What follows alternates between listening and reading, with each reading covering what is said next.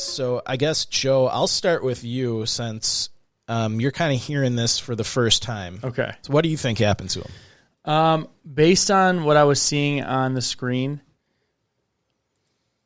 I think that... We apologize, folks. It's late. Yeah, We're recording late tonight. And I'm thinking, too, I use that yawn to think. I think that he probably fell in a crevasse. Snow bridge collapsed? I don't know if it was exactly that. That's just what they said. But they made mention of like an odd amount of snow on the mountaintop. So a lot of rain that could have melted the snow under it. Yeah, you can just have a lot of weird stuff happen. And they talked about it in the video. They said when you get to the top, there's kind of no trail. He even said there's multiple places. Don't go this way, go that way. If he's by himself, so he's not with normally if you're in a group of people who've been doing it and they're all going right, you go right. Yeah. If there's a left, a middle, or a right, and everyone goes right, you go with them. He didn't know which way to go. Yeah, he's by himself. Everyone left him up there. He's like, no, I'm going to finish it. And all he had to do was take the wrong turn. Maybe he went on the dangerous path. Yeah. And there's too much snow, too much water. Maybe all the regulars who normally would have taken that path didn't because they knew, it's extra snowy. Don't go down the cliff path. Yeah. And slipped or whatever. Like you're tired, you're exhausted, you can misstep and things like that. I think it was kind of the perfect storm. First time there, really bad conditions, by himself. Yeah. I think that's a good theory. The Hollywood theory is, I didn't think of it because you read it and I was like, oh yeah. Him and his wife were trying to scam some insurance company out of money for his disappearance. And yeah, I mean, she settled. So that's where I'm like, yeah, that's not really it. You settled for $20,000. That's you don't settle if you're trying to pull the scam because you can't disappear for $20,000. No. So the Hollywood theory always is, the fun theory, but yeah, I don't think that's legit. I don't think that's legit. So I'll go into a couple statements from kind of officials and people from the area. So this is a comment from one of the organizers of the race, Carol Fink. She said in the months before the big day, there had been unusual amounts of snow. We had a little more snow than usual since all the snow hadn't melted out from the creek. There were some snow bridges that you had to cross that were really creepy. A few minutes down, there's Denali Falls. It has a 10-foot drop. Then you pop back out and have to decide whether to take the junior trail, the cliffs, or the waterfall, which is 20 feet out and 70 feet down. Usually by the time of race day, the water hasn't dried up, so you have to know what you're doing because it's very steep and you can fall off. It's a bad idea to come down that way, but people do it. The junior trail is probably the safest of the three, but it's dangerous as well. Just cut into the side of the mountain, very steep and narrow, trees and roots to negotiate, and it's very slick. I chose to come down the cliffs in a crab walk. It's so steep. Hand, foot. So you can imagine too. I think that just said it right there. Yeah. You had to cross rivers with snow bridges and she said it was like unavoidable basically. Yeah, and if he was moving that slow, he could have been still up there when the rain started again. And we've hiked in the areas where I remember thinking like, man, if it was raining right now, I don't know how we would do this. Yeah. Some of that rock that you go on is slippery as enough it is dry. Yeah. You slick it up with some water. Yeah. So another official from the area was kind of just, thinking out loud. And he said it could have been something sudden and drastic happened to Michael, a fall, a broken ankle in the scree, a heart attack. He managed to reach the worst of the brush or else wandered into some of Mount Marathon's frightening, unseeable cliffs, dense and difficult areas where searchers might have missed him. Shock and hypothermia took hold, and he died there. So that kind of goes into what my theory was. So my theory is multi-parted. So first of all, we know he didn't have water, and it took him hours to get up this trail.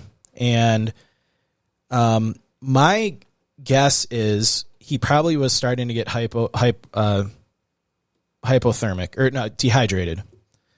So even in that picture that we saw of him, I'm guessing he hasn't had water in 3 hours. Yeah, so they said people were breaking down before he'd get there, to the spaces, so he wasn't getting the normal amount of water. So I think he's probably dehydrated at this point, and maybe more dehydrated than that even picture shows. So maybe what he did was he got to the top of Race Point and he stopped and he took a breather, like he's like, I'm already last. Oh, just like took a seat on the rock? Yeah, and just was like, I'm going to wait here for 30 minutes, catch my breath, take in the view. I'm going to be last no matter what.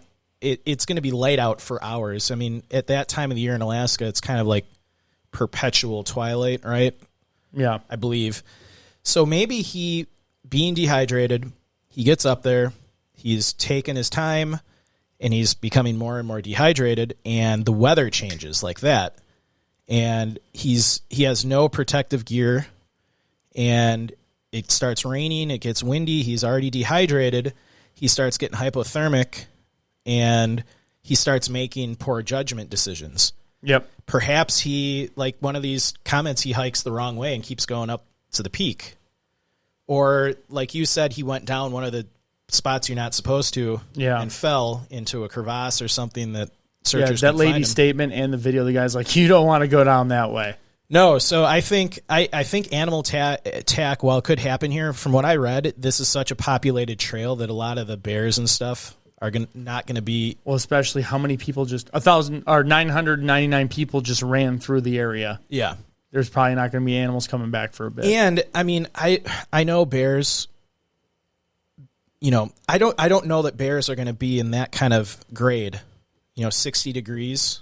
Yeah, they don't typically go out of their way to do hard stuff. No, they're going to be down closer to Seward where the food is, by rivers where, salmon are swimming. They're not going to be up here on the mountain.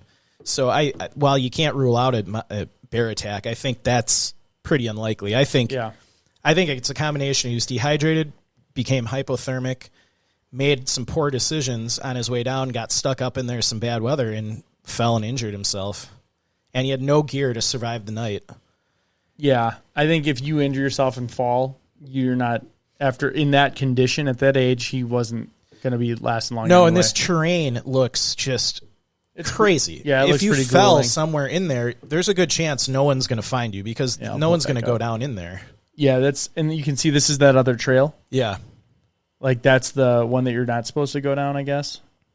Yeah, and look at those drops. And if he fell in one of those spots, I feel like they would find him. I'm wondering if he fell somewhere, like went off the other side, went the off wrong the way. Other side, or somewhere down closer to the tree line, or off the other end of the mountain. I don't know. That's my guess. My guess is he's still. If he went off the other side, look at that. That's even steeper than what they're on. Yeah, and it could have been covered with snow at the time too. Yeah, I mean, they said it was all that snowfall. Yeah. So, I mean, this is what it looks like covered in snow. Yeah, so, I mean, he could have fallen off the trail on one of those spots and fallen through an ice bridge as he was falling, and the searchers never would have found him. And, That's how steep this side is. The other side, it doesn't have snow on it. And you think, too, once everything starts melting, all that water is going to, move remains out of the area, too. Yeah. Now, is that to say they won't eventually find his remains? Who knows?